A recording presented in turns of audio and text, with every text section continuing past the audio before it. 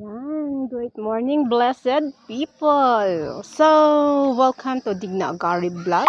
So, ito, nagdatingan na naman ang ating mga messages. O, kita nyo to guys. O, ito. Full view. O, pero tingnan natin. Yung mga sitaw natin. Mga sitaw na 30 days. 30 days na sitaw. Tingnan niyo yung inaplayan natin ng inaplayan natin ng organic na mula sa malunggay leaves at kakawati leaves with banana. Ito na yung result nila, diba? Sa etong maliit dito, tingnan nyo to. Yan. Pasinsabay lang ng mga to. Pero ito, hindi siya organic. Wala siyang fertilizer. Tingnan nyo yung, yung lusog. Diba? Malayo yung pagkakaiba. Kaya kayo dyan, gumamit kayo ng organic fertilizer. Ayan. So, ayan, tingnan natin. Tingnan natin lahat yung natin. Yung mga talong natin. At ngayon, mango season, diba? Marami ng hinog na mangga. Yan. So, yung mga hindi na nakakain na mangga, hinihiwa ko na lang yung mga mangga at inilalagay ko dyan sa ilalim. Sa ilalim ng ating mga vegetables. Yan. Pinaka-fertilizer na nila. Ayan. Ito na, pinagkunan ko to kahapon ng 3 piraso. Eggplant. Ayan. At ito naman yung lufa natin, yung patola natin na hindi nahanuhan ng fertilizer. Pero yung isang puno, yung puno andyan kasi, eto, napakalusog. Kumpara dyan, di ba? Malaki yung agwat. Tingnan nyo, dito sa taas, itong malusog na to, organic fertilizer yan. Itong payatot na dilaw, yellowish, walang fertilizer yan, hindi organic. Yan, so walang fertilizer yan. Yan ang pinagkaiba pag wala kang fertilizer. Yellowish na payat. Kita nyo? Bluish to, napaka-green. Unlike ito. Ayan. Oh.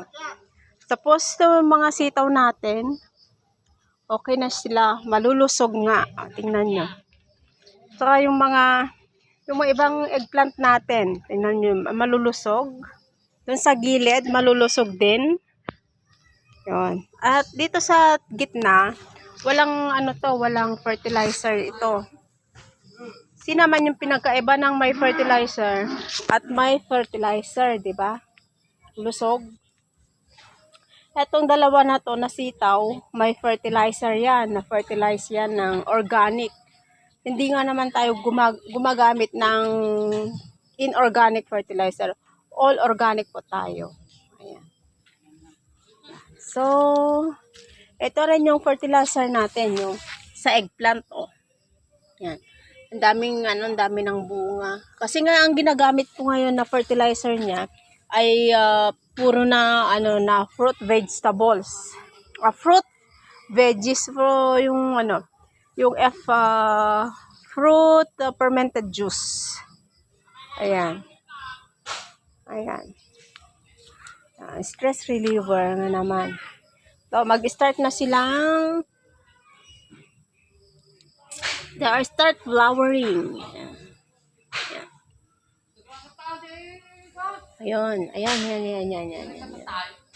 30 days yan. 30 days. Ayan, marami na rin. So, ayan. At hindi ko na rin itinanim tong ampalaya na to. Pero tingnan mo naman, nakikishare siya doon sa organic fertilizer natin sa baba. Mga mangga po yan, mango. Yan. Mangga fruits. Pagka may time tayo, mamumulot pa tayo ng avocado. Yung mga nalaglag na avocado, ano pa natin, idagdag pa natin sa ating fertilizer. Ayan. So, ang pagtatanim guys, hindi madali. Ayan. Oh. Ano naman, ang aking stress reliever kung wala akong ginagawa. Magtanim. Diba? O, ayan. At saka itong giant na yung masarap na sinasabi ko, giant white seed to. Ito. Tingnan nyo guys ito, hindi ko pa nilagyan ng fertilizer to. So, ganyan ang kulay. Walang fertilizer, yellowish. Unlike dito sa may fertilizer dito, ang ganda na ng mga bulaklak, oh. Yan na yung bulaklak. At saka yan, fully fertilized sila dyan, oh. Andyan na yung mga bulaklak niya. Ba? At saka ito guys, hindi rin kaya yellowish din siya. Kasi hindi ko pa siya binigyan ng fertilizer. Ayan. Ayan, oh. Yellowish talaga sila. Ayan.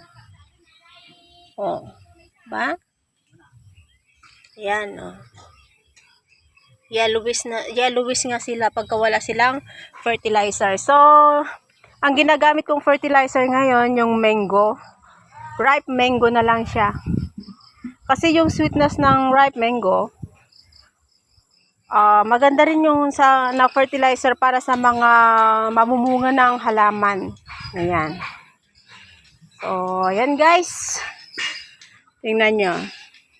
Ang aking stress reliever pagka wala akong ginagawa. Tatanim. Yan yung aking mga gulay.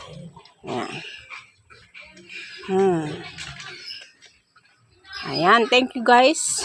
And, patuloy po nating subaybayan yung aking channel. At supportahan po natin yung ating channel. Lahat po yung aking mga videos ay supportahan po natin. And thank you so much.